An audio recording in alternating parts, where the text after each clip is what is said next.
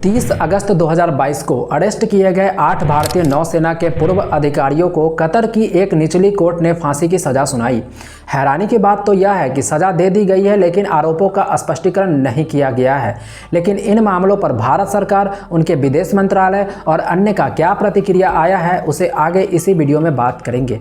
उससे पहले मामला क्या बताया गया है, उस पर चर्चा कर लेते हैं। Penalty for 8 Indian nationals arrested in the country last year. The Indian nationals are former Navy personnel who Qatar में गिरफ्तार 8 भारतीय नेवी के पूर्व अधिकारियों को वहां की अदालत में मौत की सजा सुनाई। दरअसल अरब दुनिया का देश कतर, जो हमेशा से आतंकवाद को बढ़ावा देने के लिए कुख्यात रहा है, जो हमास और हिजबुल्लाह ही नहीं, करीब करीब सभी इस्लामी आतंकी संगठनों को चौतरफा मदद करता है। खासकर इजराइल की दुश्मनी में हमास और हिजबुल्लाह जैसे संगठनों के संरक्षक की भूमिका भी निभाता है, क्योंकि कतर और इजराइल का आपसी संबंध सही नहीं है। और ऐसे सिचुएशन में भारत का रुख इजराइल पर होना, शायद इन वजहों से 8 भारतीयों को सजा यह कहते हुए सुनाई गई होगी कि वो इजराइल के लिए जासूसी कर रहे थे। वैसे आधिकारिक रूप से सजा की मामला का स्पष्टीकरण नहीं किया गया है। दरअसल 8 नौसेना के पूर्व अधिकारी कतर के आर्म्ड फोर्सेस को टेक्निकल कंसल्टेंसी सर्विसेज उपलब्ध कराने वाली अल दहरा कंपनी में काम करते हैं।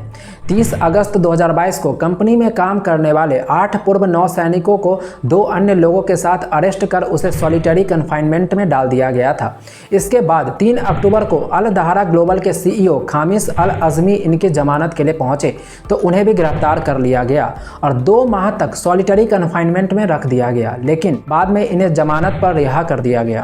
इसके बाद 1 मार्च 2023 को इन 8 पूर्व नौसैनिकों के लिए फाइल्ड की गई वेल पिटीशन में से आखिरी पिटीशन भी रिजेक्ट कर दी गई। अगस्त में सॉलिटरी कन्फाइनमेंट से बाहर निकाल इन्हें जेल वार्ड में शिफ्ट कर दिया गया और 26 अक्टूबर को आरोप की सुनवाई करते हुए कोर्ट ने सभी 8 भारतीयों को फांसी की सजा सुना दी। जिसके बाद भारत सरकार के विदेश मंत्रालय की तरफ से बयान आया, जिसमें विदेश मंत्री एस जयशंकर ने कहा, मैं परिवारों की चिंताओं और दर्द को पूरी तरह से साझा करता हूं और यह अंडरलाइन करता हूं कि सरकार उनकी रिहाई को सुरक्षित के लिए सभी प्रयास करना जारी रखेगी। इसके अलावा उन्होंने कहा, भारत सरकार उन 8 पूर्व भारतीय नौसैनिकों को रिहाई सुनिश्चित करने में कोई कसर नहीं छोड़ेगी, जिन्हें कतर की एक अदालत ने फांसी की सजा सुनाई है। विदेश मंत्रालय ने साफ कहा है कि सभी पूर्व अधिकारियों का नौसेना में 20 साल तक बेदाग कार्यकाल था और उन्होंने आर्म्ड फोर्सेस में कोच सहित महत्वपूर्ण पदों पर काम किया था।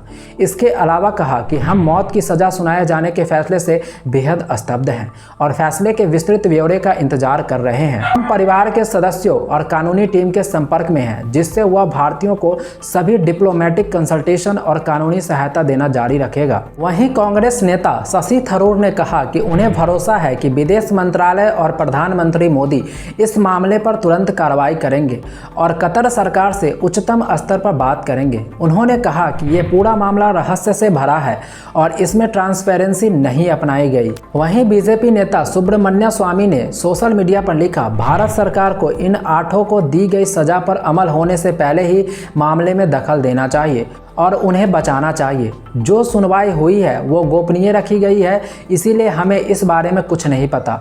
इसके साथ साथ उन्होंने तंज कसते हुए कहा, लेकिन अगर मोदी तमिलनाडु के गवर्नर को नहीं बचा पाते या DMK सरकार से मिल रही चुनौतियों का जवाब नहीं दे पाते हैं, तो कतर में हम उनसे क्या ही उम्मीद कर सकते हैं।